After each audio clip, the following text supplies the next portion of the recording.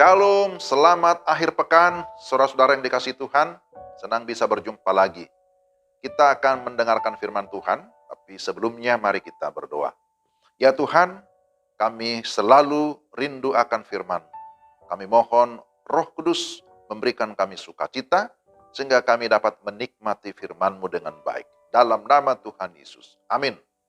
Firman Tuhan dari Yesaya 6 ayat 8. Lalu aku mendengar suara Tuhan berkata, siapakah yang akan kuutus dan siapakah yang mau pergi untuk aku?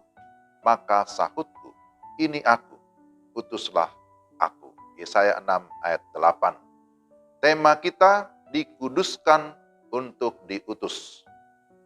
Saudara yang dikasihi Tuhan, Yesaya 6 dikenal sebagai teks yang menantang untuk khotbah pengutusan. Biasanya ketika ada pengutusan, hamba Tuhan, entahkah penginjil, misionaris, ya ayat ini sering dikutip atau dikhotbahkan.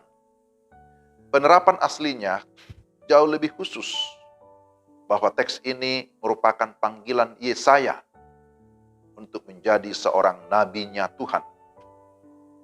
Kosakata mengutus atau siapa yang akan kuutus, utuslah aku. Ini membuat menjadi lebih jelas.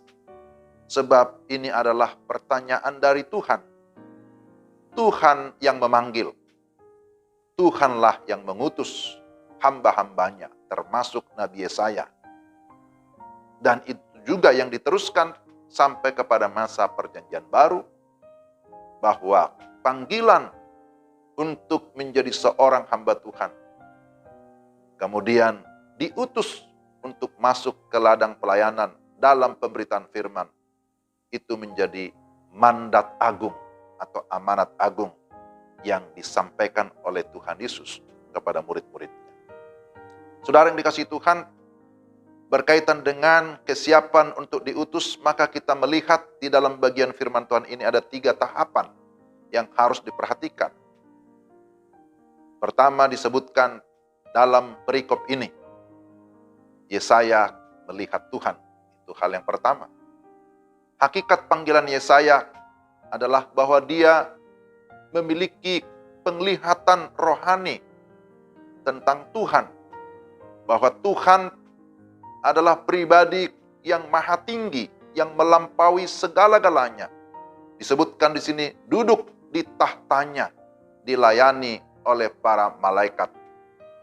Kemudian serafim itu berseru, kudus, kudus, kudus.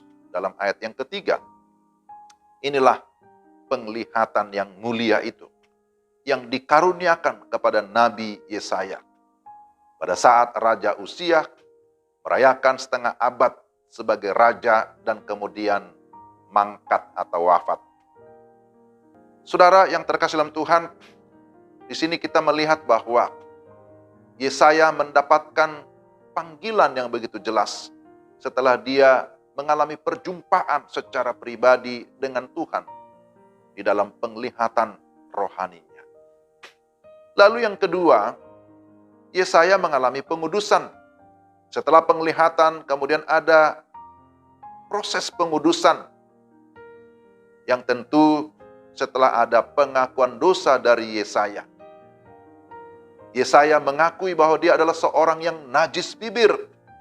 Dia mengakui bahwa dia tidak layak untuk memberitakan firman Tuhan yang suci. Tetapi kemudian dengan adanya pengakuan, maka di sana ada pentahiran, ada pengudusan, bibirnya disucikan, hidupnya dibaharui, sehingga dia menjadi seorang pribadi yang sudah siap untuk menjalankan misi Tuhan. Lalulah bagian yang ketiga, Yesaya siap diutus. Dia berkata, ini aku, utuslah aku. Hal ini menunjukkan kesiapan total. Dengan berkata, ini aku. Artinya aku sudah siap. Kemudian utuslah aku. Diutus untuk menjalankan misi Tuhan. Dia diingatkan bahwa misi yang akan dia laksanakan itu bukanlah misi yang biasa-biasa saja. Karena dia akan berhadapan dengan banyak orang yang disebutkan di dalam bagian ini. Orang-orang yang keras hati, orang-orang yang menolak firman Tuhan. Dan dia harus menjalankan amanat itu. Saudara yang terselim Tuhan, kita melihat bahwa sekalipun dunia ini penuh dengan kegelapan, penuh dengan dosa, tetapi Allah yang penuh kasih ternyata tetap peduli kepada orang-orang berdosa dengan mengutus hamba-hambanya, mengutus orang-orang pilihannya untuk memberikan pencerahan melalui pemberitaan firman, supaya semakin banyak orang yang akhirnya mengenal Tuhan, kembali kepada Tuhan di dalam segala pengakuan dosa dan pertobatannya. Saudara yang dikasihi Tuhan, saudara dan saya, kita semua adalah anak-anak Tuhan yang sudah mengalami proses pengudusan dari Tuhan. Amin ya. Maka sesungguhnya kita harus mengingat, ketika kita sudah dikuduskan, maka kita menjadi miliknya Tuhan. Dan ketika kita menjadi miliknya Tuhan, kita sudah dikhususkan untuk melayani Dia, untuk memberitakan firman Tuhan. Ketika kita sudah dikuduskan, maka kita sudah dipisahkan dari segala dosa. Sehingga ketika kita mengalami proses pengudusan, kita harus selalu mengingat, oh saya dikuduskan untuk menjalankan tugas pengutusan. Kita terus diperlengkapi oleh Tuhan dengan segala kuasa, dengan segala talenta atau karunia-karunia rohani, agar kita lebih efektif melayani.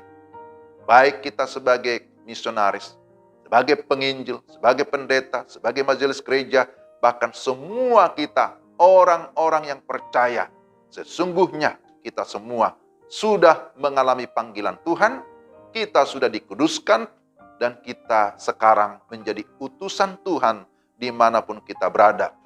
Utusan untuk membawa kabar baik, supaya melalui kabar baik Injil Yesus Kristus, orang lain juga boleh mengalami keselamatan. Tuhan memberkati. Mari kita berdoa.